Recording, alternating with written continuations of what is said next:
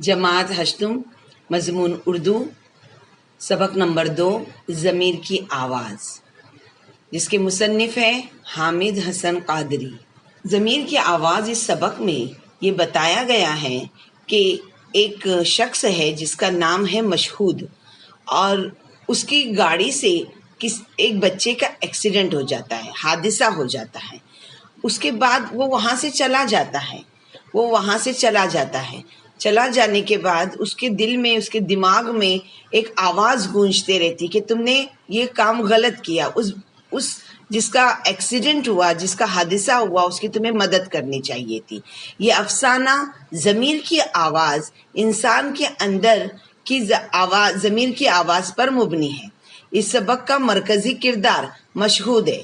मरकज़ी किरदार यानी पूरी कहानी जो है उसमें मेन जो काम किरदार है वो मशहूद उस शख्स का है जिनके गाड़ी से हादसा हुआ। मशहूद की कार से एक बच्चा कुचल गया था।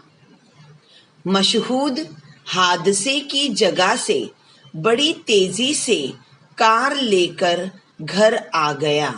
जैसा कि आजकल हम लोग सुनते आ रहे हैं कि लोग एक्सीडेंट करते हैं और देखते भी नहीं हैं कि उसके साथ क्या हुआ है, बल्कि घबराकर वो आगे निकल जाते हैं और घर पर आने के बाद वो सोचते रहते हैं। मशहूद घर तो आ गया मगर सारी रात परेशान रहा।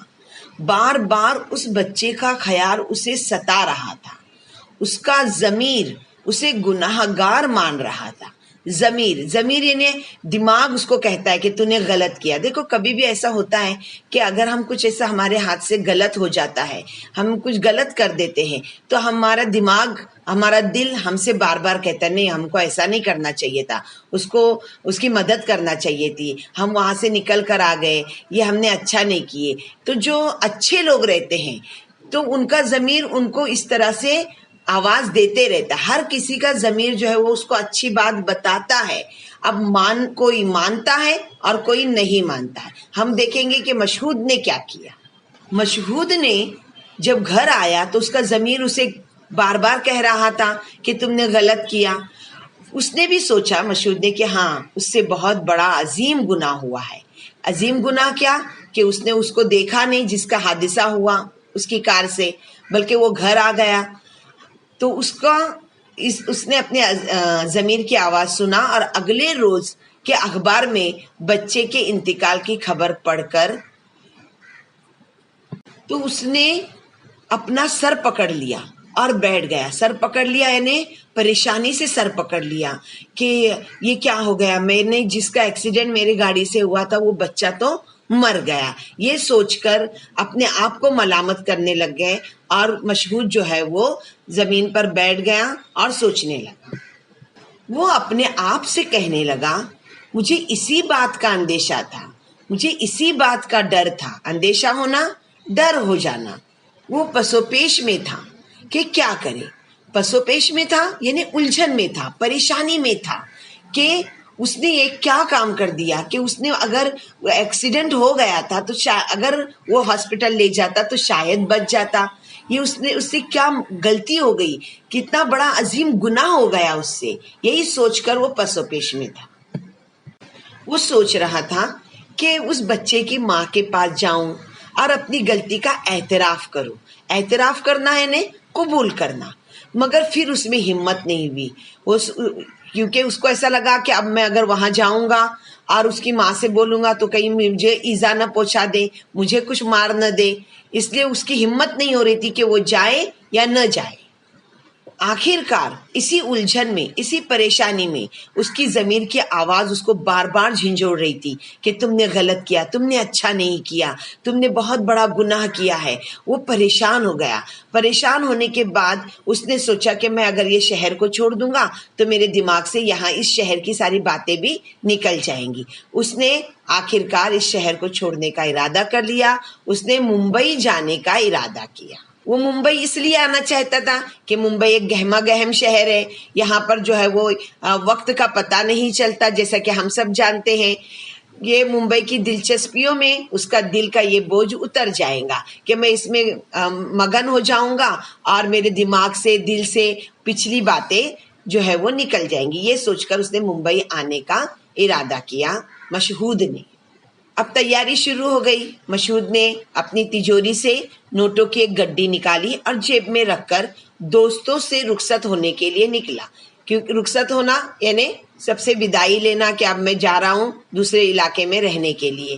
تو ملنے ملانے کے لیے لوگ جاتے ہیں, تو اسی طرح سے مشہود بھی اپنے دوستوں سے ملنے کے لیے اپنے گھر سے نکلا.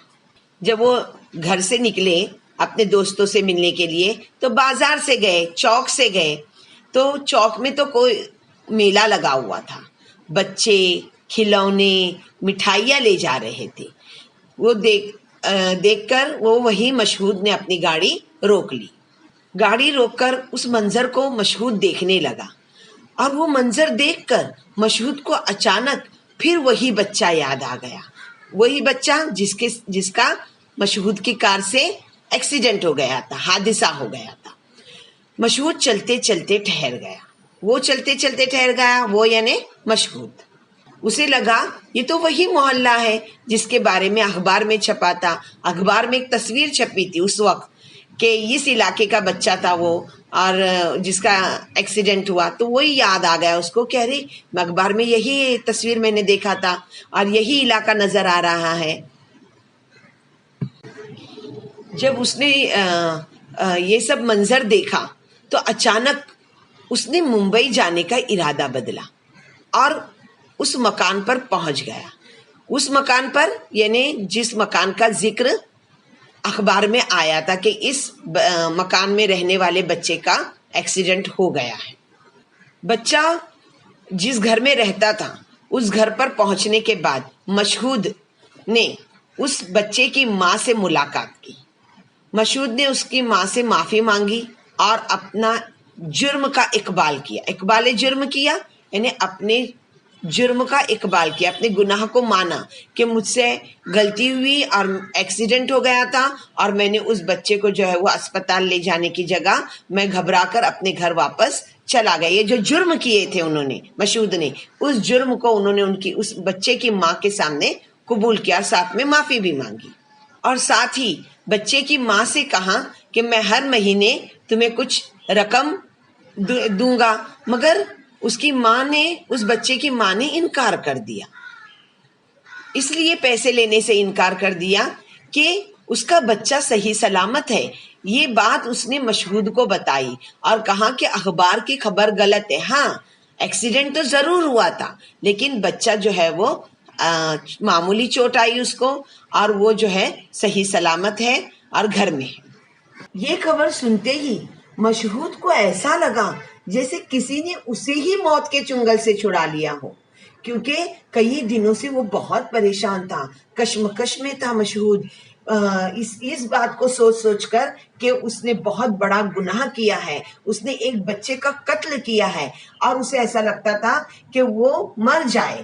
اور جب اس کو یہ خبر مل گئی کہ وہ بچہ صحیح سلامت ہے تو اسے خود کو ایسا لگا کہ وہی موت کے منہ سے باہر آ گیا ہے. اس نے سوچا کہ اگر وہ ضمیر کی آواز پر یہاں نہ آتا تو ساری زندگی اپنے کو مجرم سمجھتا رہتا.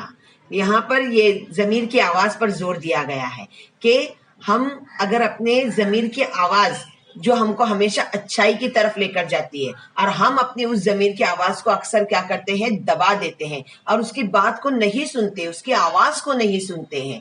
تو سوچ لو بچوں, اگر ہم ضمیر کی آواز کو سنیں گے جو ہمیشہ ہمیں اچھائی کا راستہ دکھاتی ہے تو ہمیں تو ساری زندگی اپنے آپ کو ہم مجرم نہیں سمجھیں گے جیسا کہ مشہور سمجھنے والا تھا. اگر وہ نہیں آتا تو اسے یہ پتا نہیں چلتا کہ وہ بچہ زندہ ہے اور زندگی بھر یہ سمجھتا کہ اس کے ہاتھ سے ایک قتل ہو گیا ہے اور وہ اپنے آپ کو کوستا رہتا, پریشان رہتا, کشمکش میں رہتا, الجھنوں میں رہتا. مشہود اس بچے سے ملنے کے بعد وہ خوشی ہوئی کہ اسے بیان نہ کر سکتا تھا. خوشی کو بیان کیوں کب نہیں کرتے ہم, جب بہت زیادہ ہم کو خوشی ہوتی ہے تب ہم کہتے ہیں کہ ہم اپنی خوشی کو بیان نہیں کر سکتے. وہ آگے بڑھا اور بچے سے ملا. بچے نے پوچھا آپ کون ہیں؟ جیسے کہ تصویر میں نظر آ رہا ہے کہ مشہود کس طرح سے بچے سے مل رہے ہیں۔ مشہود نے کہا میں تمہارے ابو کا دوست ہوں۔ مشہود نے نوٹوں سے بھرا لفافہ بچے کے ہاتھ میں دیا اور واپس چلا گیا۔